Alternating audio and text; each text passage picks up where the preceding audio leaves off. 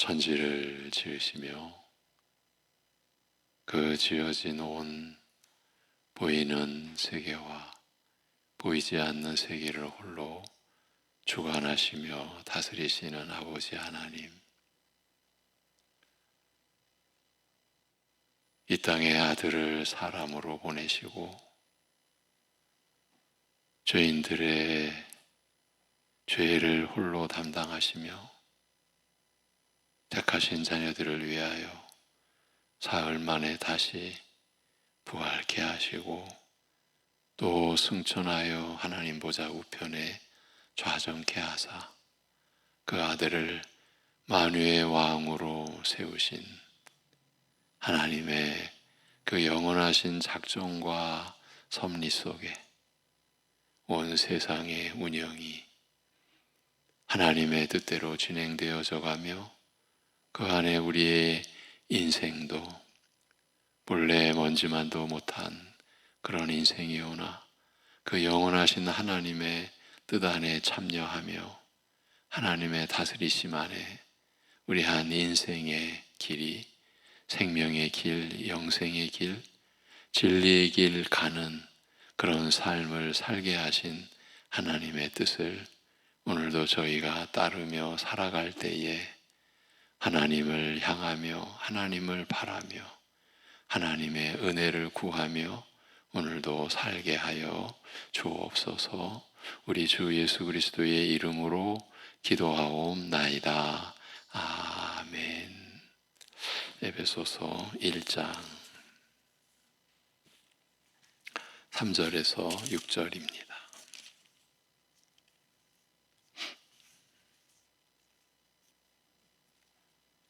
에베소서 1장 3절에서 6절 같이 보시겠습니다.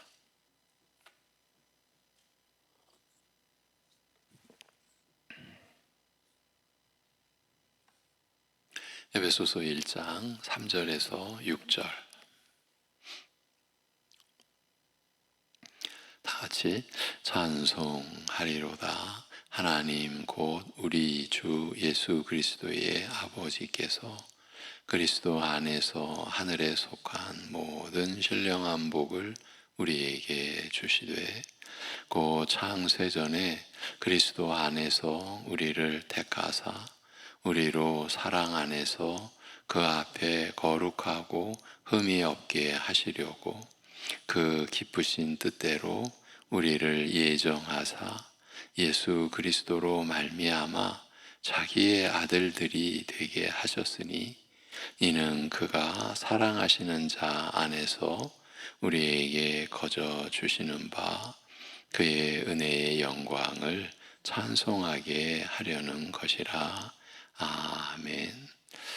네, 이 본문 중에 5절만 따로 5절만 다시 한번 읽으시겠습니다. 5절 그 기쁘신 뜻대로 우리를 예정하사 예수 그리스도로 말미암아 자기의 아들들이 되게 하셨으니 아멘. 사도 바울은 본문 4절에서 그 영원전의 선택, 참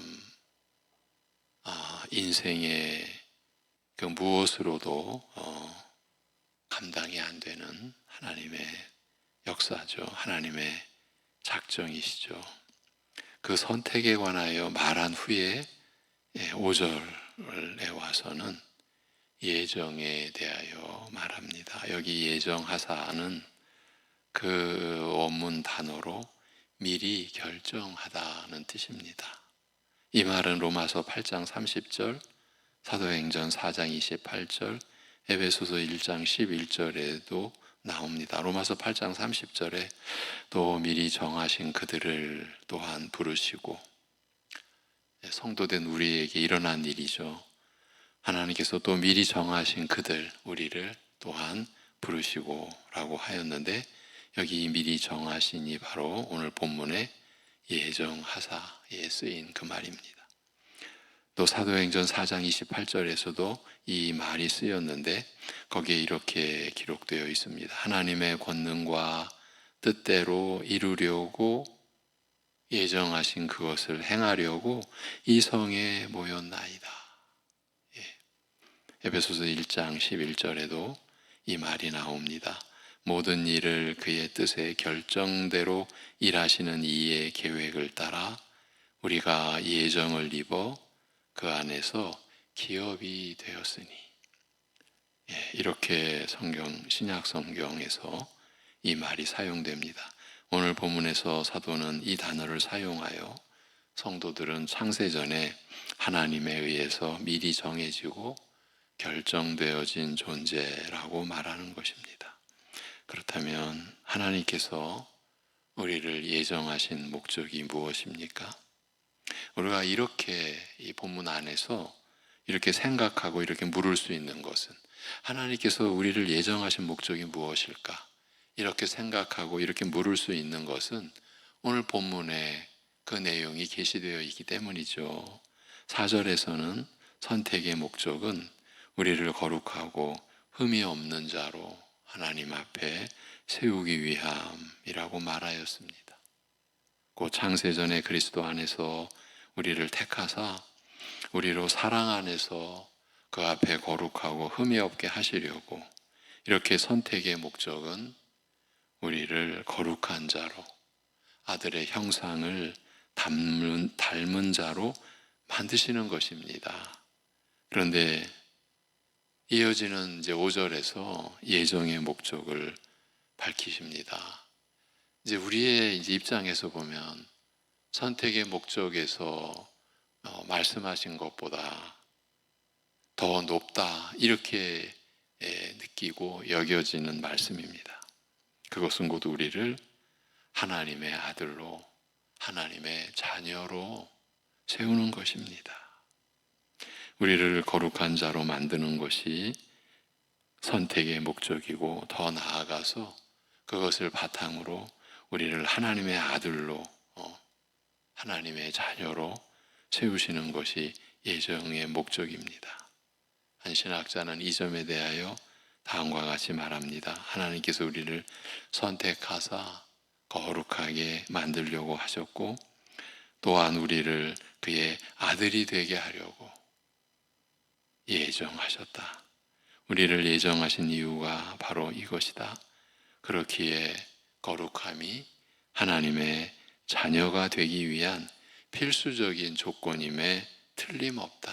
어제 참 엄중한 말씀을 우리가 나누고 받았습니다.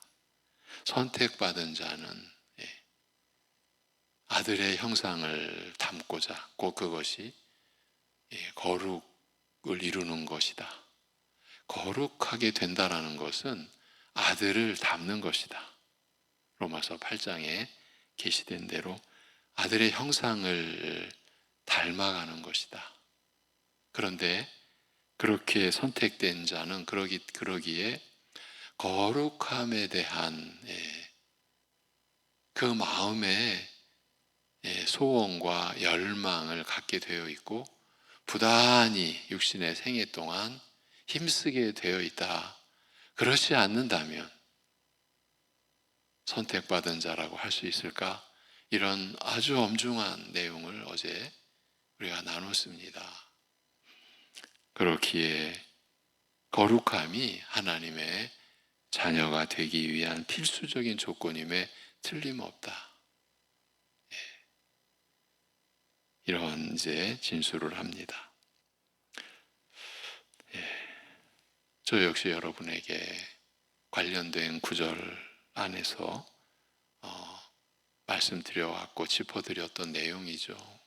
하나님의 아들, 하나님의 자녀라는 신분보다 더 높은 것은 없습니다.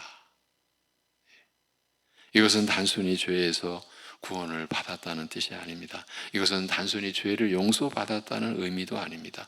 이것은 타락으로부터 회복되었다는 것도 아닙니다. 이것은 단순하게 천국에 갈 수 있게 되었다는 걸 의미하는 것도 아닙니다. 하나님의 아들, 하나님의 자녀가 되었다는 것은 그러한 것들보다 더 높은 것입니다. 그것은 곧 가장 높은 하늘까지 올라가는 것이고 하늘에 있는 하나님의 보좌에까지 이르는 것입니다. 하나님의 자녀, 하나님의 아들이 되었다는 것은 천국에서도 하나님의 아들의 높은 지위에까지 올라갔다라는 것을 의미하는 것 아니겠습니까? 타락한 이 피조물이 하나님의 자녀, 하나님의 자녀가 되다니요. 누가 이것을 믿을 수 있겠습니까? 성령으로 아니하고서는 아무도 이 진리를 믿을 수 없는 것입니다.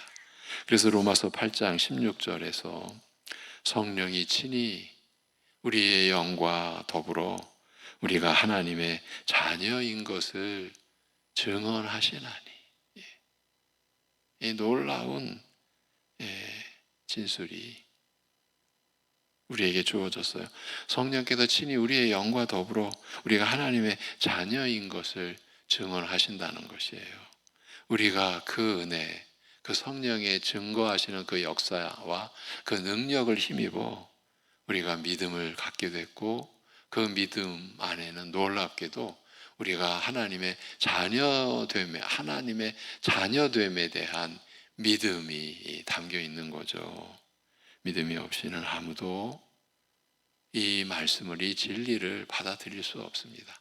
하나님께서 우리를 위하여, 우리를 향하여 행하시고 이루신 이 일을 믿음으로가 아니고는 받을 수가 없는 거죠.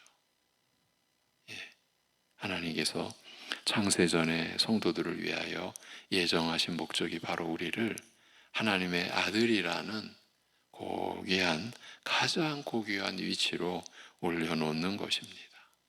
이 진리의 내용은 우리에게 너무나 광범한 그 영역에서 우리로 하여금 우리 자신을 깨닫게 하고 우리 자신을 돌아보게 하고 우리의 무지와 우리의 혼란을 그야말로 정돈시켜주는 거죠. 교회 안에서 우리가 고백하는 진리의 말씀 중에 하나가 성령의 하나 되게 하신 것을 힘써 지키라. 여러분, 성령의 하나 되게 하신 것에 가장 근본된 진리가 신자된 우리가 하나님의 자녀로 부름을 받았다. 여기에 있어서, 이 진리에 있어서 어떠한 차등도 차별도 사실은 인간이 세울 수가 없고 개입할 수가 없는 거죠. 성령의 하나 되게 하신 것의 그 내용이죠. 그것을 힘써 지키라. 근데 우리가 우리 자신을 압니다. 얼마나 못 지킵니까? 사실 교회를 어지럽히는 게 나 자신 아닙니까? 이 진리가 우리가 하나님의 자녀로 세움받는 이 진리가 미치는 영향은 우리 이루다 말할 수가 없는 거죠. 한 예를 들자면 영국이나 스웨덴, 오늘날 네덜란드 같은 나라에서는 왕족이 있습니다. 우리는 그들을 이제 일반적으로 로얄 패밀리라고 부르죠. 그 로얄 패밀리가 되면 그 특권이라는 것은 이루 말할 수 없습니다. 로얄 패밀리는 일평생을 귀족으로 대접을 받습니다. 어떻게 로얄 패밀리가 될 수 있습니까? 그것은 그 가문에서 태어나야 합니다. 그런데 이제 제가 말하고자 하는 바는 로얄 패밀리라 할지라도 하나님의 자녀라는 신분에 비하면 아무것도 아니라는 것입니다. 이 세상의 그 이름이라는 것, 지위라는 것, 명예라는 것, 그거 다 썩을 것에 불과합니다. 이 세상 것은. 하나님은 만왕의 왕이십니다. 그러므로 그렇게 높으신 분의 자녀, 아들이 된다는 것은 가장 높은 위치에 올라간 것을 의미하는 것 아닙니까? 여러분, 이게 그럴 리는 없지. 어떻게 그런 일이 일어날 수가 있어. 그러니까 그래서 우리를 위로하고자 우리에게 그래도 소망이라도 좀 가져보도록, 그래 너희를 양자 삼았다. 이런 내용이 아니지 않습니까? 우리가 하나님의 말씀을 우리 식으로, 그게 겸손한 겁니까? 그건 겸손한 것이 아닙니다. 우리가 하나님의 말씀을 우리가 그야말로 자의적으로 스스로 사사로이 풀어버린 거죠. 하나님께서 우리를 예정하여 인간이 설 수 있는 가장 높은 곳에 세워놓으신 것입니다. 그것은 단순하게 의로운 피조물 정도의 수준이 결코 아닙니다. 예정의 목적은 아담보다 더 높은 상태로 우리를 끌어올리는 것이며, 또한 거룩한 천사들의 수준보다 우리를 더 높은 위치에 올려놓는 것입니다. 히브리서 1장 14절에 모든 천사는 섬기는 영으로서 구원받을 상속자들을 위하여, 여기 상속자들이라고 합니다. 상속자들을 위하여 섬기라고 보내심이 아니냐라고 하였습니다.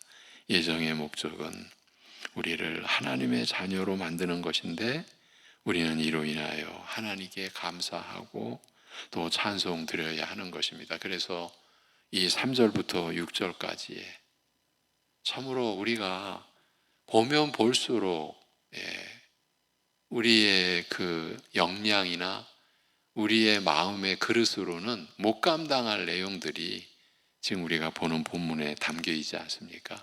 그 내용의 첫 마디가 찬송 받으실지로다. 바울 사도도 이건 어떻게 억누를 수가 없는 거죠. 그래서 이러한 위대한 진리의 진술이 찬송 받으시리로다 하나님, 이렇게 시작을 하는 것이죠.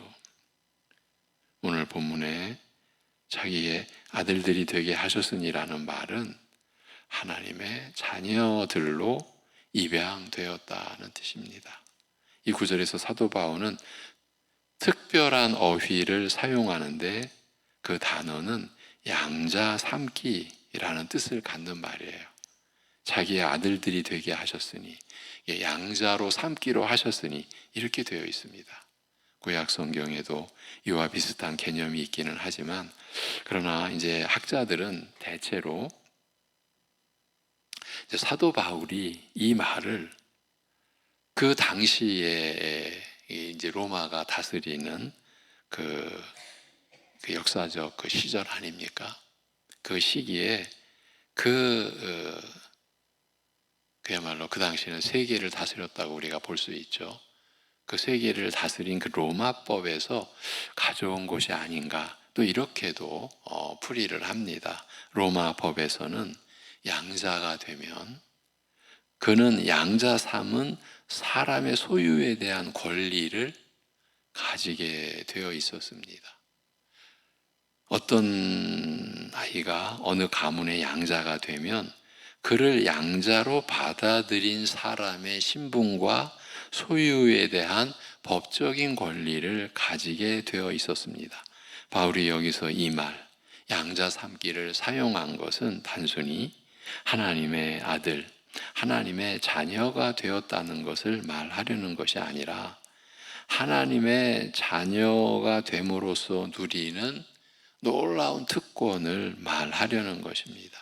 사도는 하나님의 예정으로 말미암아 높아진 신분과 그 신분이 가지는 특권이 무엇인지를 에베소 성도들이 생각하고 묵상하고 탐구하고 그 진리의 그 말씀이 자신들의 심령에 분명히 드러나도록 그렇게 애쓸 것을 지금 원하는 것입니다. 에베소 성도들은 하나님의 자녀들로 예정받은 자들입니다. 그렇기 때문에 그들은 하나님에게 속한 것을 상속받을 권리와 자격이 있는 것입니다. 이것을 알리는 것이죠. 이후에 모든 시대에 이러한 말씀을 받는 교회들, 우리들에게 하나님에게 속한 것을 상속받을, 하나님께 속한 것입니다.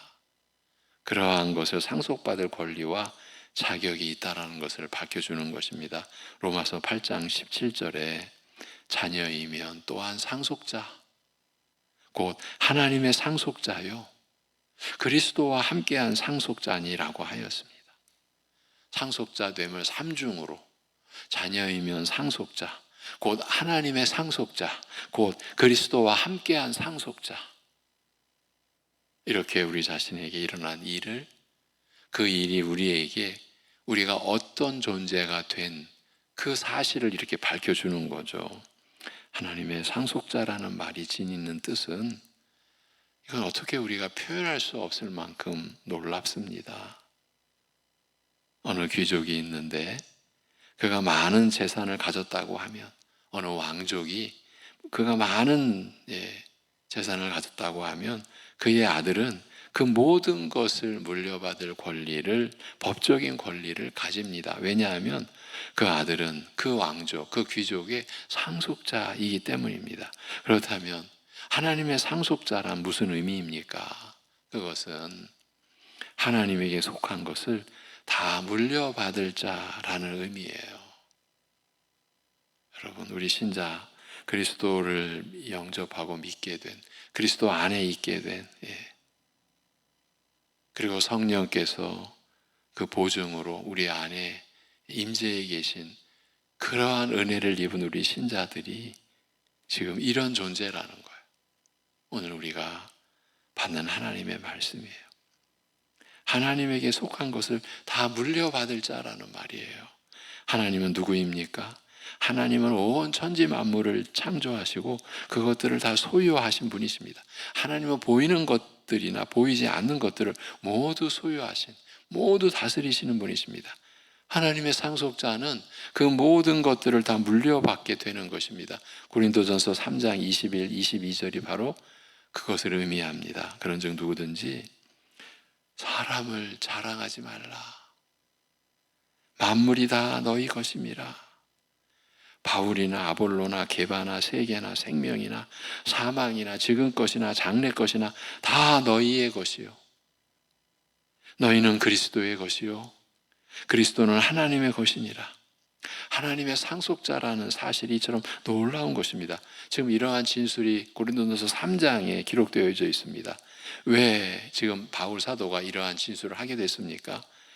교회가, 고린도 교회가 사람을 자랑하고 있었습니다. 사람을 붙들고 있었습니다. 하나님을 예배드리면서 그들은 하나님께 속한 자 됨이 아니라 자신들은 나는 바울에게 속해서, 나는 아볼로에게 속해서, 나는 게바 곧 베드로에게 속했어, 이러고 있었다는 말이에요. 그들을 일깨우기 위하여 사람을 자랑하지 말라. 그 얘기는 뭡니까? 사람을 의지하지 말라. 사람을 우상 삼지 말라. 그 말이죠.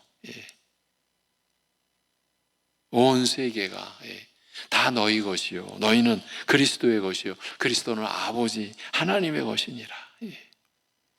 그런데 하나님의 상속자라는 말이요, 여기서 또 그치는 것이 아니에요. 하나님이 소유한 모든 만물을 물려받는다는 것만을 의미하는 것이 아닙니다. 여기에는 그것보다 더 놀라운 뜻이, 이게 하나님이 부여하신 뜻이죠.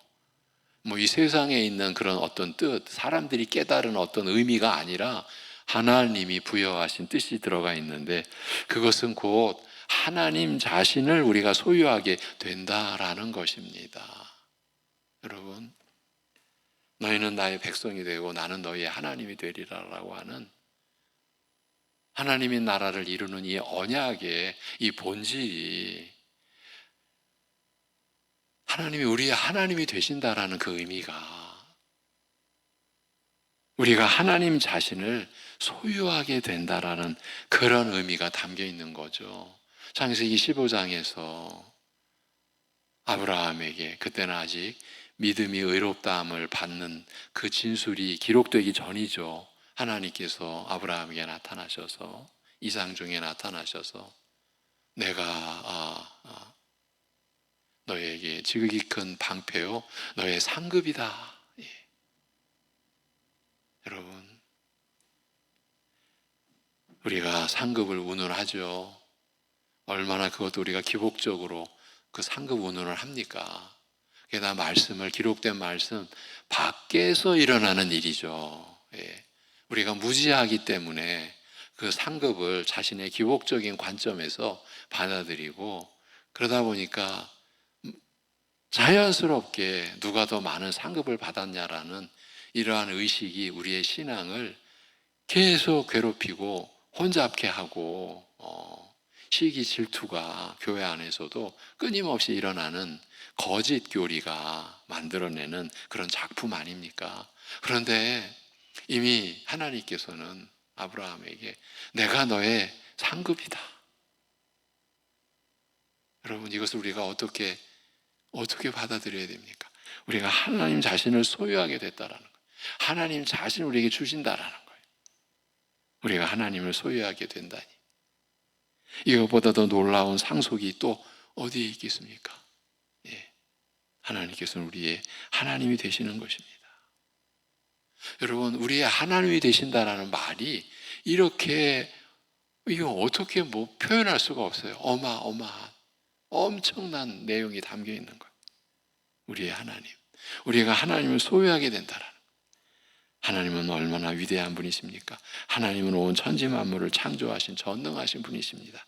또한 하나님은 광대하신 분입니다. 이사야 40장 15, 16절에 보라, 그에게는 열방 모든 나라는 통에 한 방울 물과 같고, 하나님 앞에서는 그렇다라는 거예요.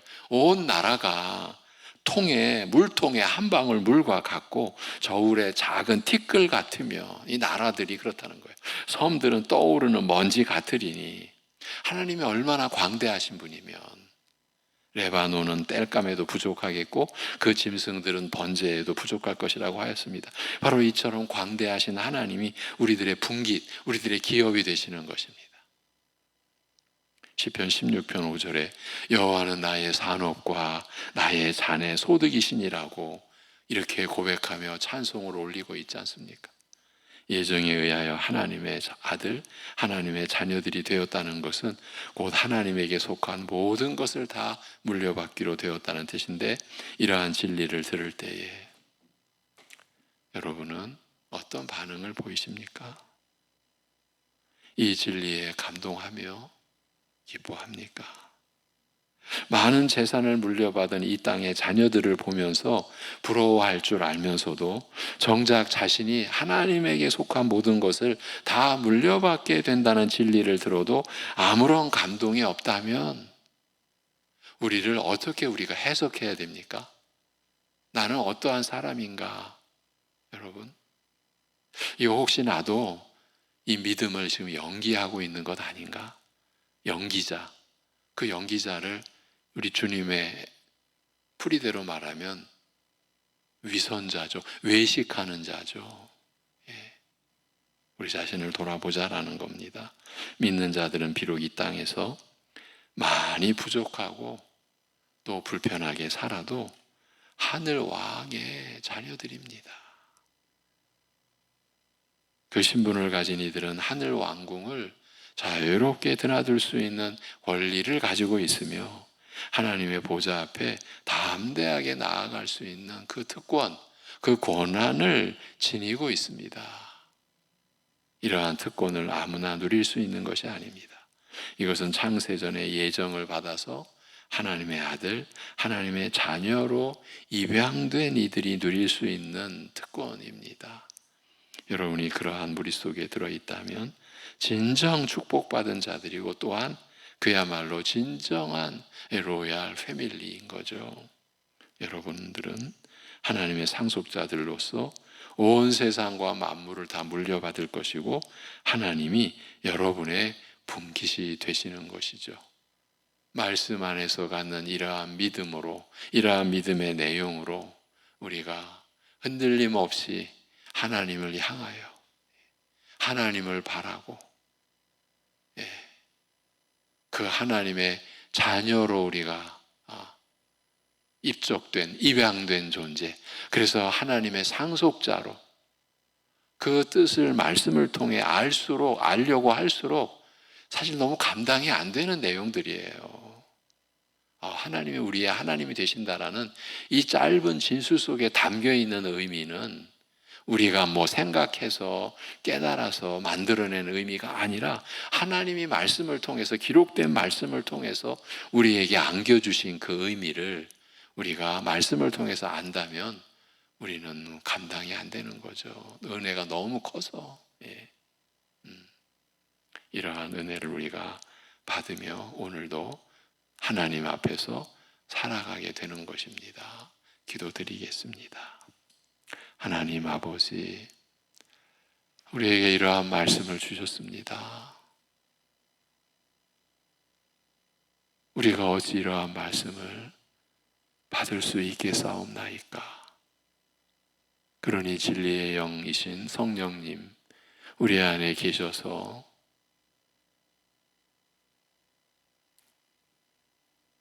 우리 아버지 하나님의 사랑과 주님의 은혜를 이렇게 우리 안에서 그저 우리가 구경하는 관람자로서 그런 은혜가 있는 것을 바라보는 위치가 아니라 바로 우리를 위한, 나를 위한, 내 안에 일어난, 그래서 실제가 된, 그것도 영원한 실제가 된 그 은혜로 받을 수 있도록 하여 주심을 감사합니다.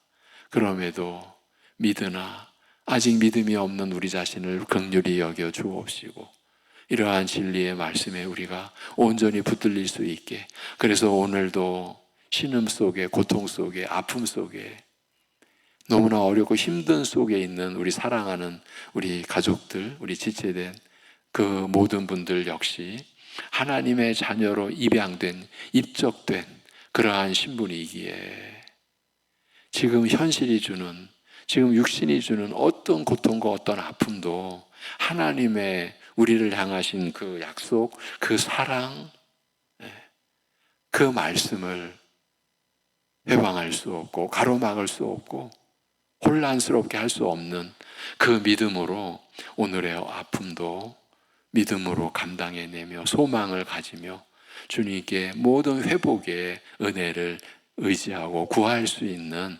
오늘을 살게 하여 주옵소서. 아버지 하나님, 우리 나라를 일찍이 온 열강 중에 우리나라의 경계를 하나님께서 그 구획을 정해주시고 우리 민족을 세워주심을 감사합니다.